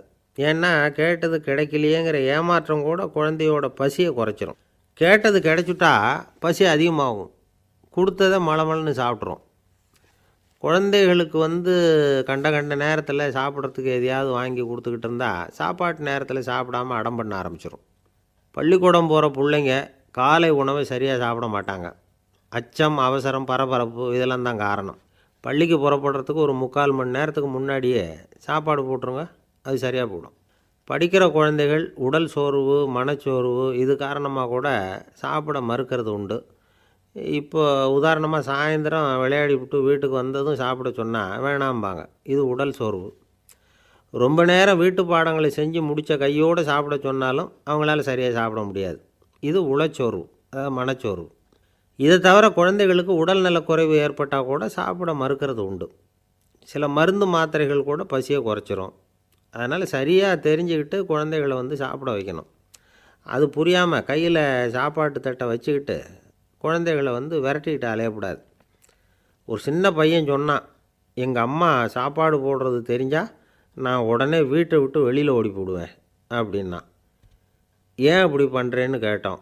எங்கள் அப்பா கூட அது மாதிரி தான் சார் பண்ணுவார் அப்படிங்கிறான். ஒரு பல்கலைக்கழகம், அங்கே ஒரு இலக்கிய பேராசிரியர், அவர் பாடம் நடத்திக்கிட்டு இருந்தார். ராபர்ட் ப்ரௌனிங் எழுதிய கவிதைகளை பற்றி சொல்லிகிட்டு இருக்கிறார். மாணவர்களும் ரொம்ப அக்கறையாக அதை கேட்டுக்கிட்டு இருக்கிறாங்க. ஒரு குறிப்பிட்ட கவிதையை பற்றி சொல்லும் பொழுது அந்த பேராசிரியருக்கே ஒரு சந்தேகம். அதாவது அந்த கவிதையின் சரியான அர்த்தம் என்னங்கிறதுல சந்தேகம். பேராசிரியர் யோசனை பண்ணார். அந்த கவிதையை முழுசாக புரிஞ்சிக்க முடியல. அதனால் மாணவர்களை பார்த்து சொன்னார், மாணவர்களே, ஒரு நாள் பொறுத்துக்குங்க. இந்த கவிதையை எழுதின கவிஞர் எங்கள் வீட்டுக்கு பக்கத்தில் தான் இருக்கிறார். இன்றைக்கி சாயந்தரம் நான் அவரை நேரிலேயே போய் பார்க்குறேன். பார்த்து இதுக்கு என்னங்க அர்த்தம்னு கேட்டுக்கிட்டு வந்துவிடுறேன். அதுக்கப்புறம் உங்ககிட்ட சொல்கிறேன் அப்படின்னாராம். அன்றைக்கி சாயந்தரமே அந்த பேராசிரியர் கவிஞரை தேடிக்கிட்டு போயிட்டார். கவிஞர் அவங்க வீட்டில் அவர் பாட்டு உட்காந்துருந்தாராம். இவர் போய் அவர் முன்னாடி உட்காந்தார். அப்புறம் கேட்டார், ஐயா, அந்த கவிதையின் முழு பொருள் என்னன்னு தெரிஞ்சுட்டு போகிறதுக்காக வந்திருக்கிறேன் அப்படின்னாராம். எந்த கவிதை அப்படின்னாராம் அவர். இவர் அந்த கவிதையை சொல்லியிருக்கார். கவிஞர் கொஞ்சம் யோசனை பண்ணிவிட்டு அப்புறம் சொன்னாராம், பேராசிரியரே, நீங்கள் கொஞ்சம் தாமதமாக வந்துட்டீங்கன்னாராம். இவருக்கு ஒன்றும் புரியல. நீங்கள் என்ன சொல்கிறீங்க? நான் தாமதமாக வந்துட்டேன்னா? நீங்கள் தான் உயிரோடு இருக்கிறீங்களே, அப்படி இருக்கும்பொழுது நான் தாமதமாக வந்துவிட்டேன்னா அது எப்படி அப்படின்னு இவர் குழம்பி இருக்கிறார். இப்போ கவிஞர் சொன்னாராம், ஐயா, நான் உயிரோடு இருக்கிறேன்னா இல்லையாங்கிறது முக்கியம் இல்லை. நான் அந்த கவிதை வரிகளை எழுதினப்போ 2 பேருக்கு அதோட அர்த்தம் தெரிஞ்சிருந்தது. இப்போ ஒரே ஒருத்தருக்கு தான் அதோட அர்த்தம் தெரியும் அப்படின்னாராம். பேராசிரியர் யோசனை பண்ணியிருக்கார். அப்படின்னா அந்த ஒருத்தர் கவிஞர் ராபர்ட் ப்ரௌனிங்கை தவிர வேறு யாராக இருக்க முடியும்? இவர் தான் அப்படிங்கிறத அவர் மனசில் நினச்சிக்கிட்டார். அதனால் சொன்னார், ஐயா, நான் தாமதமாக வரல, அந்த கவிதையின் பொருள் என்ன அது சொல்லுங்கன்னார். பேராசிரியரே, நான் சொல்கிறது உங்களுக்கு புரியலன்னு நினைக்கிறேன். நான் இந்த வரிகள் எழுதினப்போ 2 பேருக்கு அதோட அர்த்தம் தெரிஞ்சிருந்தது. அந்த 2 பேர் யாருன்னா, ஒருத்தர் ராபர்ட் ப்ரௌனிங், அதாவது நான், இன்னொருத்தர் கடவுள். இப்போ அது கடவுளுக்கு மட்டும்தான் தெரியும். நானே இதை பற்றி பல தடவை யோசனை பண்ணி பார்த்தேன். இது ரொம்ப அழகானது, ஆனாலும் ரொம்ப வழுக்கலானது. அதை பிடிச்சிட்டோம்னு நினச்சிக்கிட்டு இருக்கும் பொழுதே காற்று மாதிரி அது உங்ககிட்ட இருந்து ஓடி போயிடுது. எனக்கு ரொம்பவும் வருத்தமாக தான் இருக்குது. நிச்சயமாக நான் தான் இந்த வரிகளை எழுதியிருக்கிறேன். அதில் அர்த்தம் இருக்குங்கிறது எனக்கு தெரியும். அதை நான் உணர்கிறேன். ஆனால் நீங்கள் என்னை மன்னிக்கணும். எனக்கே கூட அதை என்னால் விளக்க முடியல. அப்படி இருக்கும் பொழுது உங்களுக்கு எப்படி அதை நான் விளக்க முடியும் அப்படின்னாரா அந்த கவிஞர். அனுபவிக்கப்படக்கூடிய எல்லாமே விளக்கப்படக்கூடிய ஒன்றல்ல, விளக்கப்படும் எல்லாமே அனுபவிக்கப்படக்கூடிய ஒன்றல்ல அப்படிங்கிறது ஞானிகளுடைய கருத்து. அதுக்காக தான் அந்த சம்பவம். வாழ்க்கையில் நீங்கள் தொடர்ந்து ஆய்வு செய்து கொண்டே இருக்கக்கூடிய விளக்கங்களை ஒருபோதும் அடைய முடியாத பரிமாணங்கள் இருக்கிறதுனால தான் அது அலுப்பு தட்டாமல் இருக்குது. உங்களால் நிறைய அனுபவிக்க முடியும். இருந்தாலும் நீங்கள் அனுபவித்து அறிந்த விஷயங்கள் கூட வார்த்தைகளால் விளக்கப்பட முடிவதில்லை அப்படிங்கிறது பெரியோர் சிந்தனை. இதெல்லாம் ஒரு பக்கம் இருக்கட்டும். நமக்கு தெரிஞ்ச பேராசிரியர் ஒருத்தர் 1 மணி நேரம் ரொம்ப விவரமாக வகுப்பு எடுத்தார். கடைசியாக சொன்னார், மாணவர்களே, ரொம்பவும் எளிமையாக விளக்கமாக எல்லா விவரமும் சொல்லியிருக்கிறேன். அதனால் இதில் உங்களுக்கு சந்தேகம் வர்றதுக்கு வாய்ப்பே இல்லை. இருந்தாலும் கேட்க வேண்டிய கடமை கேட்குறேன். இது வரைக்கும் நடத்தினதில் யாருக்காவது ஏதாவது சந்தேகம் உண்டா அப்படின்னு கேட்டாராம். எனக்கு ஒரே ஒரு சந்தேகம்தான் சார் அப்படின்னு எழுந்திரிச்சு நிற்கிறான் ஒருத்தன். என்னன்னு கேட்டாராம். இது வரைக்கும் நீங்கள் என்ன பாடம் சார் நடத்துனீங்க அப்படின்னானா அவன். அந்த ஆள் என்னை கண்ணா புண்ணான்னு திட்டிவிட்டான் சார். அதை நினச்சா எனக்கு ரொம்ப வருத்தமாக இருக்குது அப்படின்னு சொல்லி கவலைப்பட்டார் ஒருத்தர். இதில் கவலைப்படுறதுக்கு என்ன இருக்குது அப்படின்னார் ஒரு பெரியவர். அவர் ஒரு மகான். என்ன சார் இப்படி சொல்கிறீங்க? ஒருத்தர் நம்ம பார்த்து திட்டுனா வருத்தமாக இருக்காதா அப்படின்னார். அது எப்படி வருத்தமாக இருக்கும்? திட்டுறதுங்கிறது என்ன? அது வெறும் சத்தம் தானே அப்படின்னார் அந்த பெரியவர். நம்ம ஆளுக்கு தலையை பிச்சுக்கலாம் போல் இருந்தது. இருக்காது அப்படின்னா நமக்கே அப்படி தானே தோணுது. அந்த பெரியவர் சொல்கிறது ரொம்ப பெரிய விஷயம். அதை நாம் புரிஞ்சிக்க முயற்சி பண்ணலாம்னா நடைமுறை வாழ்க்கைக்கு அது ஒத்து வர்றது மாதிரி தெரிய மாட்டேங்குது. இருந்தாலும் அந்த பெரியவர் அதுக்கு என்ன தான் விளக்கம் கொடுக்குறாருன்னு பார்ப்போமே. ஒரு ரயில் போயிட்டுருக்கு. அதில் ஒரு சாது போயிட்டுருக்கார். அந்த ரயில் அவர் ஹரித்வாரம் போயிட்டுருக்கார். அவர் ரயிலில் ஏகப்பட்ட கூட்டம். நம்ம ஊர் ரயில் கேட்கவா வேணும்? டிக்கெட் வாங்கிட்டு கொஞ்சம் பேர், வாங்காத கொஞ்சம் பேர். அது என்னத்துக்கு அனாவசியமாக டிக்கெட் அப்படிங்கிற நினப்பில் பாதி பேர். இந்த கூட்டத்துக்கு மத்தியில் அந்த சாதுவும் போயிட்டுருக்கிறார். உட்கார்றதுக்காக இருந்த இடத்துல ஒரு ஆள் படுத்துருக்கிறான். கொஞ்சம் முரட்டு ஆசாமி. அவன் கால் பக்கத்தில் கொஞ்சோண்டு இடம் பாக்கி இருந்தது. அந்த இடத்துல இந்த சாது உட்காந்துருந்தார். மெதுவாக உட்காந்துக்கிட்டார் போய். ஆனால் அந்த ஆள் ராத்திரி பூரா இவரை காலால் உதச்சிக்கிட்டே இருக்கிறான். அது இவருக்கு ரொம்ப அவமானமாக பட்டுது. அதனால் துக்கம் ஏற்பட்டுது. இருந்தாலும் அதை ஒரு மாதிரியாக சகிச்சுக்கிட்டே இவர் வந்து சேர்ந்தார். பொழுது விடிஞ்சுது. அந்த சாது ஹரித்வார் வந்து சேர்ந்தார். அங்கே ஒரு பெரிய ஞானியை சந்தித்தார். ராத்திரி ரயிலில் அந்த ஆள் உதைச்சதையும் அதனால் தனக்கு ஏற்பட்ட துக்கத்தையும் இந்த சாது அந்த ஞானிகிட்ட சொன்னார். சொல்லிவிட்டு, ஏன் சுவாமி, எனக்கு துக்கம் ஏற்பட்டதே அது தப்பா அப்படின்னு கேட்டார். தவறு தான்னார் அந்த ஞானி. உனக்கு இன்னமும் தேக அபிமானம் போகலைங்கிறது தான் அது காட்டுது. அஷ்டாவக்கிரர் என்ன சொல்கிறார் தெரியுமா? உண்மையான ஞானி யாராவது தன்னை வந்தனை செய்தால் அதற்காக சந்தோஷப்பட மாட்டார், யாராவது நிந்தனை செய்தால் அதற்காக வருத்தப்பட மாட்டார் அப்படின்னு சொல்கிறார். நிந்தனைங்கிறது ஒரு ஒலி தான். தேகாபிமானம் இருக்கிற வரைக்கும் இந்த ஒலி நம்மளை வந்து வேதனைப்படுத்தும். நான் தேகம் இல்லை, ஆத்மா அப்படிங்கிற நினைவு இருந்தால் இந்த ஒலி நம்மளை பாதிக்காது. மனு என்ன சொல்கிறார் தெரியுமா? ஒரு சாதகன் பாராட்டுதலை விஷம்னு நினச்சி பயப்படணும், அவமானத்தை அமிர்தம்னு நினச்சி சந்தோஷப்படணுங்கிறார். அவமானப்பட்டால் கவலைப்படாமல் எப்படி இருக்க முடியும் அப்படின்னு தான் நமக்கு தோணும். அதனால தான் நம்மளில் யாரும் இதுக்கு உதாரணமாக யாரையும் காட்ட முடியல. புத்தரையும் கபீரையும் உதாரணமாக காட்டுறாங்க. அவங்களுக்கெல்லாம் அவமானம் ஏற்பட்டப்போ கவலையே படலையாம். புத்தரை வந்து அவமானப்படுத்தணுங்கிறதுக்காக கௌசாம்பி ராணி ஒரு இளம் பெண்ணை கொலை பண்ணி சடலத்தை புத்தர் குடிசைக்கு முன்னாடி போட சொன்னார். போட்டாங்க. புத்தர் தான் அந்த பொண்ணை கெடுத்து கொலை பண்ணிவிட்டார்னு எல்லாரும் நினச்சாங்க. ஆனால் புத்தர் இதை பற்றி கவலையே படலை. அப்புறமா உண்மை தெரிஞ்சதும் புத்தர் புகழ் இன்னும் அதிகமாகிட்டுது. ஒரு பெரிய சபையில் ஒரு மோசமான பொண்ணு நுழைஞ்சி தனக்கும் கபீருக்கும் சம்பந்தம் உண்டுன்னு சொன்னார். கபீர் கவலைப்படலை. அவங்க மாதிரியெல்லாம் நாமளும் இருக்க கற்றுக்கணும். நிந்தனை, அபகீர்த்தி, அவமானம் எல்லாம் ஆண்டவன் கொடுக்குற பிரசாதம்னு நினைக்கணும் அப்படின்னு சொல்கிறார் அந்த ஞானி. இதை கேட்ட இந்த காலத்து ஆசாமி ஒருத்தர், நான் கூட அப்படி தான் சார், யாராவது அவமானப்படுத்தினா கவலைப்பட மாட்டேன். நேற்று கூட ஒருத்தர் என்ன பலார்னு அரைஞ்சுட்டார், நான் கொஞ்சம் கூட கவலைப்படலை, பேசாமல் வந்துட்டேன்னார். ஏன் அப்படி வந்துட்டீங்க அப்படின்னு. அவர் அரைஞ்சதுலேயும் ஒரு அர்த்தம் இருந்தது, அதனால தான் அப்படி வந்துட்டேன்னார். ஏன் அரைஞ்சார்னு கேட்டேன். 10 வருஷத்துக்கு முன்னாடி 15 ரூபா அவர்கிட்ட கடன் வாங்கினேன், அதை கேட்டு கேட்டு பார்த்துட்டு கடைசியாக தான் அரைஞ்சார் அப்படின்னார். ஆண்டவனுடைய பிரசாதம் இவருக்கு அடிக்கடி கிடைக்கும் போல இருக்குது. ஒரு ஆள் இருந்தான், நிறைய பணம் சம்பாதிச்சான், ஆனால் செலவு பண்ண மனசு வரல, கருமி. அவன் என்ன பண்ணான், சேர்த்த பணம் பூராவையும் ஒரு மரத்தடியில் புதைச்சி வச்சுருந்தான். வாரத்துக்கு ஒரு தடவை அந்த மரத்தடிக்கு வருவான், புதைச்ச இடத்த ஆவலோடு பார்த்துக்கிட்டு இருப்பான், அதுக்கப்புறம் போயிடுவான். அவ்வளவுதான். ஒரு நாள் ஒரு திருடன் வந்தான். இவன் புதைச்சி வச்சுருந்ததெல்லாம் எடுத்துகிட்டு போட்டான். இது தெரிஞ்சு போச்சு. அந்த கருமி புலம்ப ஆரம்பிச்சிட்டான். இவன் புலம்பலை கேட்டதும் அக்கம் பக்கத்தில் இருந்தவங்கெல்லாம் ஓடி வந்தாங்க. என்ன விஷயம்னு விசாரித்தாங்க. இவன் சொன்னான். ஒரு பெரியவர் கேட்டார், ஏப்பா வாரம் வந்து இந்த இடத்த பார்க்குறதாக சொன்னியே, எப்போவாவது இதில் இருக்கிற பணத்தை எடுத்து செலவு பண்ணியிருக்கியா அப்படின்னு கேட்டார். நான் அப்பப்போ வந்து அதை பார்க்குறது தான் வழக்கம், அதை தொட்டதே இல்லைன்னு அவன். சரி அப்படின்னா இப்போவும் நீ அதே மாதிரி வாரம் ஒரு தடவை வந்து இந்த இடத்த பார்த்துட்டு போகலாமே அப்படின்னாராம் அந்த பெரியவர். அதுவும் சரிதானே, எவ்வளவு காலமானாலும் அவன் அந்த பணத்தை எடுத்து செலவு பண்ண போகிறதில்ல. அப்படி இருக்கிறப்ப உள்ளே பணம் இருந்தாலும் ஒன்று தான், இல்லாமல் போனாலும் ஒன்று தான். இதிலேருந்து என்ன புரியுதுன்னா, ஒருத்தர்கிட்ட இருக்கிற பணத்தை கொண்டு அவர் பணக்காரரா ஏழையா அப்படின்னு முடிவு செய்கிறது சரியில்லை. அந்த செல்வத்தை அனுபவிக்கிற திறன், பயன்படுத்துகிற திறன், அதை வச்சு தான் அவர் ஏழையா பணக்காரரா அப்படிங்கிறத நிர்ணயம் பண்ணணும். அதுதான் சரி. செலவு பண்ண தெரியாதவன் சேகரம் பண்ணிகிட்டே இருக்கிறதுனால என்ன பிரயோஜனம்? தலைமுடியே இல்லாதவன் தாராளமாக சீப்புகளை வாங்கி சேகரம் பண்ணுறது மாதிரி தானே இது. சில சமயம் செலவு பண்ண நாம் தயாராக இருந்தால் கூட அந்த செல்வம் நமக்கு பயன்படுறதில்ல. அரேபியாவில் ஒரு நகை வியாபாரி விலை உயர்ந்த முத்துக்களை எல்லாம் அவர் வச்சு வியாபாரம் பண்ணிகிட்டு இருந்தார். அவர் ஒரு சமயம் ஒரு பாலைவனம் வழியாக போயிட்டு இருக்கிறார் ஒட்டகத்தில். அப்போது திடீர்னு கடுமையான புயல் வீச ஆரம்பிச்சுட்டுது. திசை தவறி இவர் எங்கேயோ வந்துட்டார்.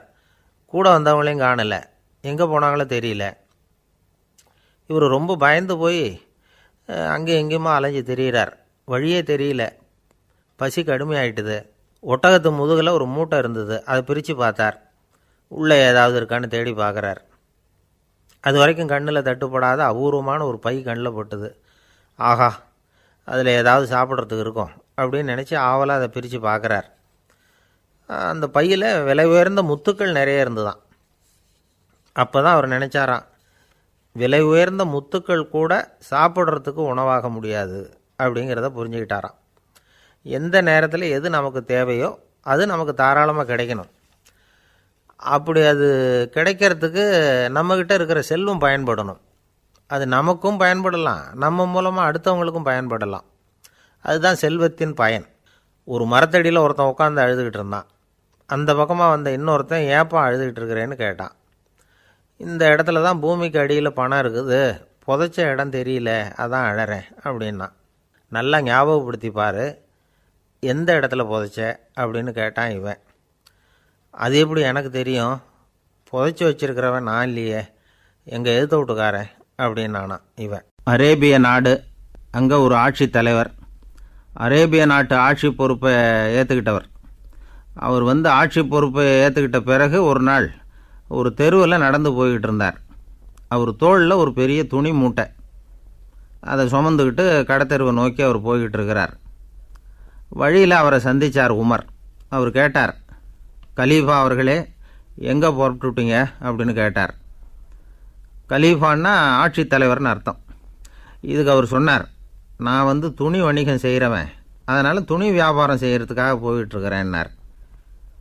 நீங்கள் இப்போ இந்த நாட்டுக்கு ஆட்சி தலைவர், ஆட்சி பொறுப்பில் இருக்கிறீங்க, நீங்கள் வியாபாரம் செய்ய போட்டால் அரசு பணிகளை செய்கிறது யார் அப்படின்னு கேட்டார் அவர். நான் அரசு பணிகளை மட்டுமே செஞ்சுக்கிட்டு இருந்தா என் குடும்பத்தை காப்பாற்றுறது யார் அப்படின்னு கேட்டார் அவர். இப்படி கேட்டவர் யார் தெரியுமா? அவர் தான் அபூபக்கர், இறை தூதர் முகமது அவர்களுக்கு பிறகு கலீஃபாவாக தேர்ந்தெடுக்கப்பட்டவர். அப்போலாம் ஆட்சி தலைவர்களுக்கு சம்பளம்னு எதுவும் கிடையாது. இந்த பிரச்சனையை எப்படி தீர்க்கிறதுன்னு யோசனை பண்ணார் உமர். அபு உபைதா அவர்கள்கிட்ட அழைச்சிட்டு போனார். அவர் யாருன்னா, அவர் தான் பொது நிதி கருவூலத்தின் பொறுப்பாளர். அவர்கிட்ட பிரச்சனையை சொன்னார். இது மாதிரி ஆட்சி தலைவருக்கு பொது நிதியிலிருந்து ஊதியம் அளிக்க முடியுமான்னு கேட்டார். பொது நிதி விதிகளின்படி அதுக்கு சாத்தியம் இல்லைன்னு சொல்லிவிட்டார் அவர். சரி, வேற ஏதாவது வழி இருக்குதான்னு கேட்டார் உமர்.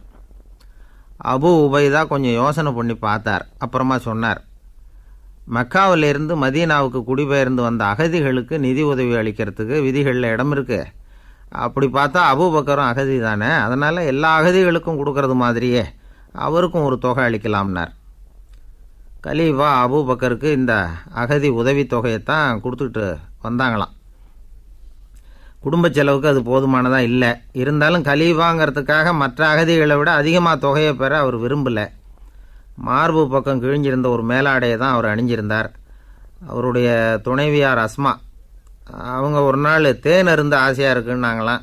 நமக்கு கிடைக்கிற ஊதியம் குடும்ப செலவுக்கே போதுமானதா இல்லையே, இந்த நிலையில் தேன் வாங்கிறதுக்கு காசுக்கு நான் எங்கே போவேன்ருக்கார் அவர்.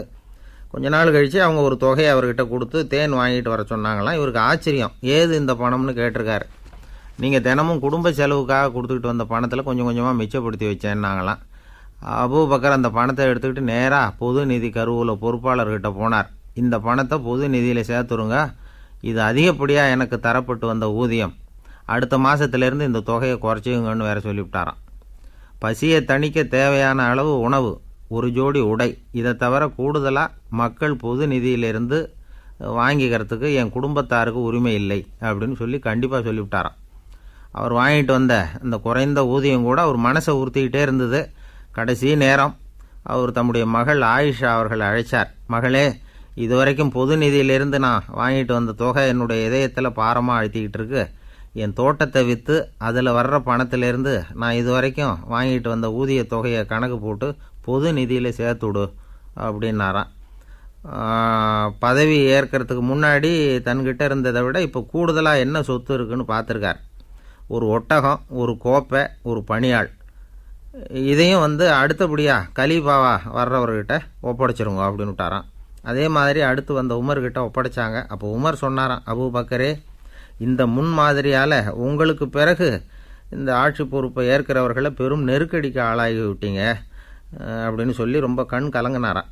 கடைசியாக அபூபக்கர் தன்னுடைய குடும்பத்தாருக்கு விட்டு சென்ற சொத்து ஒரு படுக்கை விரிப்பு, ஒரு போர்வை, அவ்வளவுதான். இது சிந்திக்க வேண்டிய ஒரு செய்தி. ஒரு ஊரில் ஒரு மன்னர் இருந்தாராம். அமைச்சர் அவர்கிட்ட சொன்னாராம், மன்னா, நம்ம ராஜ்யத்தில் இனிமே லஞ்ச ஊழலே இருக்காதுன்னாராம்.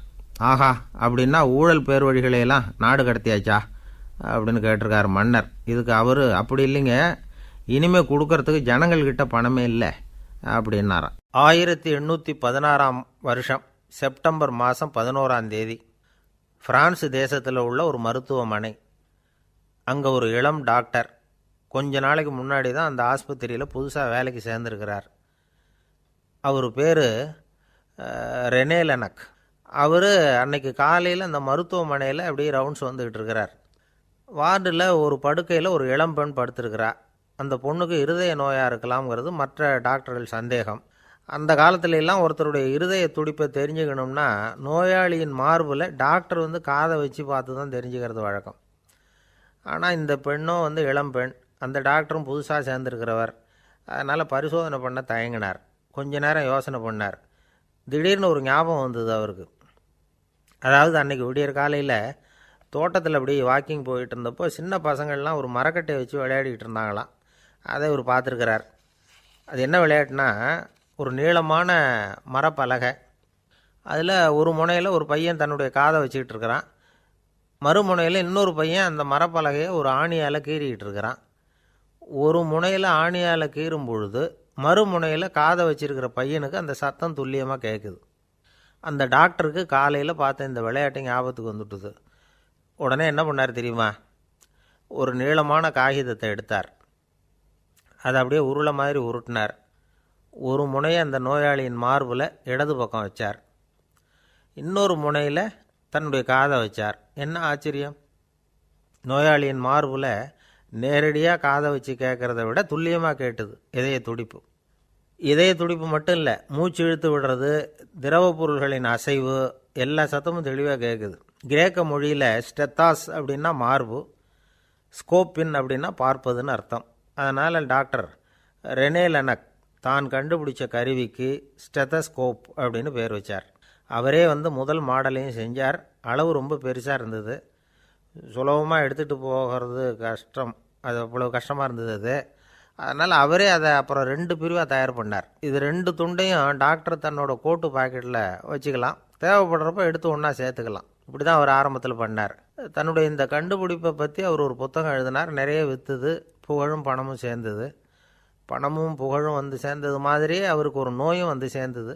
அது என்ன நோயின்னு கண்டுபிடிக்கிறதுக்கும் அவர் கண்டுபிடிச்ச கருவி தான் உபயோகப்பட்டு தான். அவரே அதை கண்டுபிடிச்சார். அவருக்கு வந்திருந்தது காச நோய்.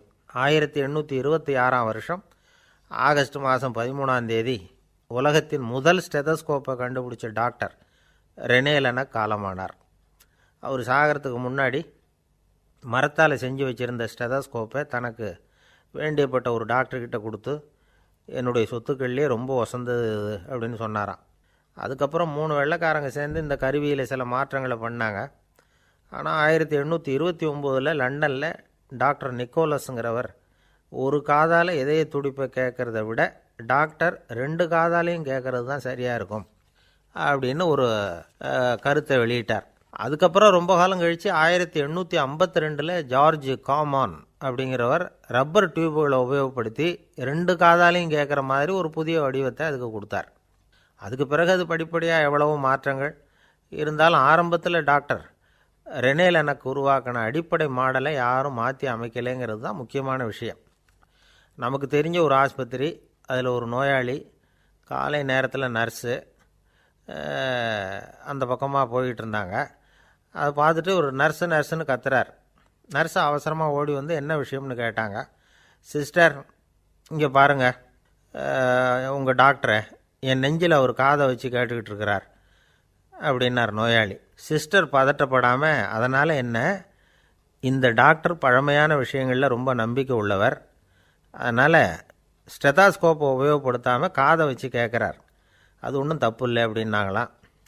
ஐயோ, அதுக்காக இல்லை சிஸ்டர், இவர் என் நெஞ்சு மேலே தலையை வச்சது நேற்று ராத்திரி 9 மணி, இப்போ விடிஞ்சு போச்சு, இன்னமும் தலையை எடுக்கவே இல்லை, அதுக்காக தான் சந்தேகப்பட்டு உங்களை கூப்பிட்றேன் அப்படின்னாராம். இந்த உலகமே ஒரு நாடக மேடை, நாம் எல்லாரும் நடிகர்கள்.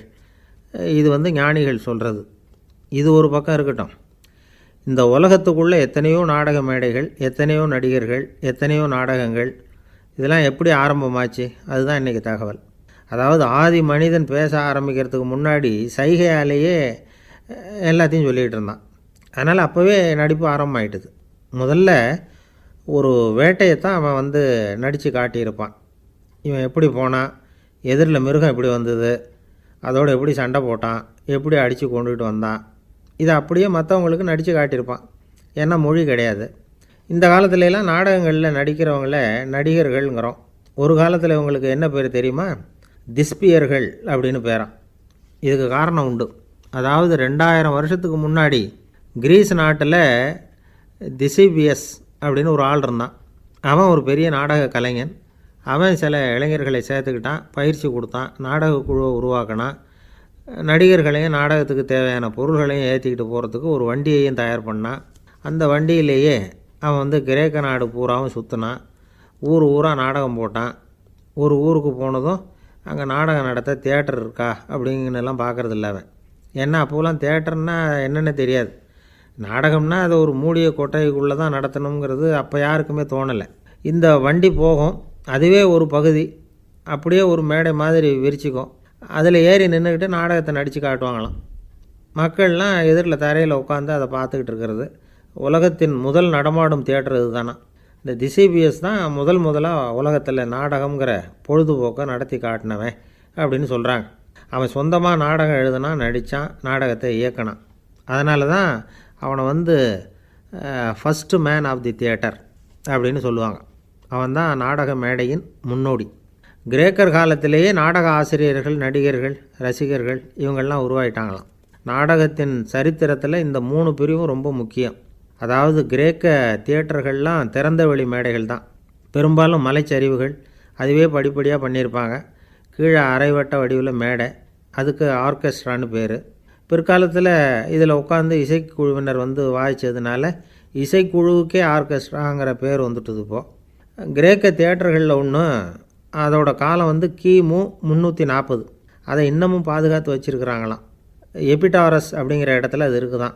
இன்னமும் அந்த தியேட்டரை பயன்படுத்திக்கிட்டு வர்றாங்களாம். சிறந்த கிரேக்க நாடகங்கள்லாம் அங்கே நடிக்கிறாங்களாம். ஆரம்ப காலத்திலேயே கட்டணம் கிடையாது. அப்புறம் பின்னாடி தான் நுழைவு கட்டணம்லாம் அப்படியே வந்துட்டு தான். நடிகர்கள் பளபளப்பான ஆடைகள் உடுத்தியிருப்பாங்களாம். இந்த குதிகால் உயர்ந்த காலணிகள் போட்டிருப்பாங்களாம். இதெல்லாம் பழைய குறிப்புகள். பலவிதமான உருவங்களில் மாஸ்க் அப்படின்னு சொல்லப்படுற முகமூடி. அதனால் ஒரே நடிகர் பல வேடங்களில் நடிக்கிறது உண்டான்.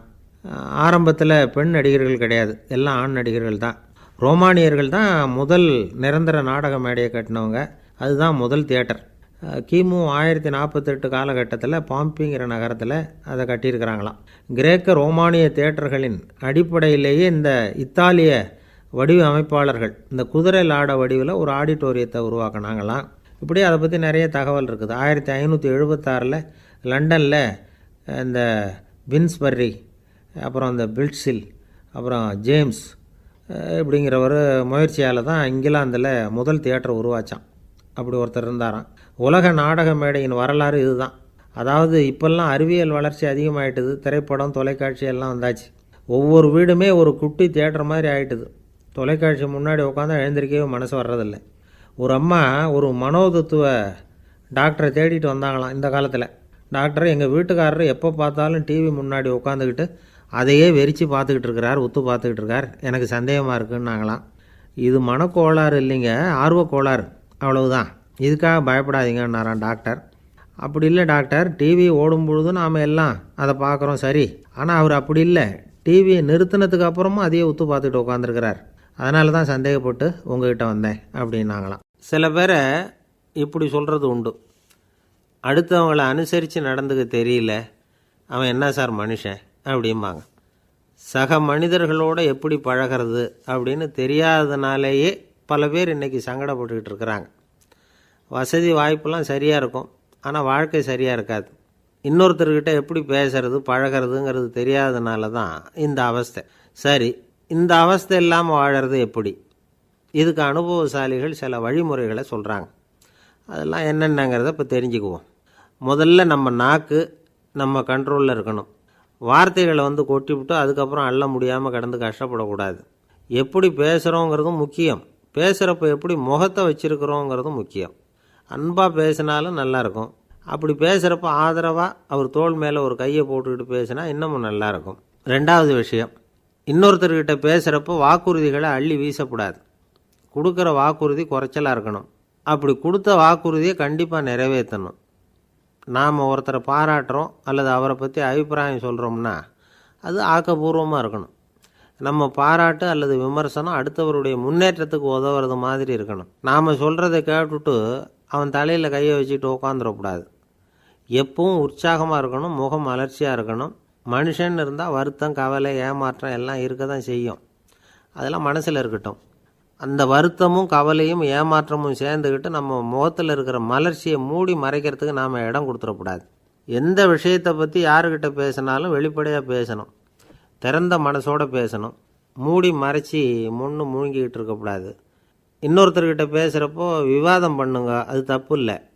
ஆனால் வாதாடிக்கிட்டு இருக்கக்கூடாது. அதாவது என்ன சொல்கிறாங்கன்னா, டிஸ்கஸ் பண்ணலாம், ஆர்கியூ பண்ணக்கூடாதான். நம்மக்கிட்ட இருக்கிற நல்ல குணங்களை நாம் எடுத்து சொல்லிகிட்டு இருக்கக்கூடாது. அந்த நல்ல குணங்களே நம்மளை பற்றி எடுத்து சொல்லணும். அது மாதிரி நடந்துக்கணும்.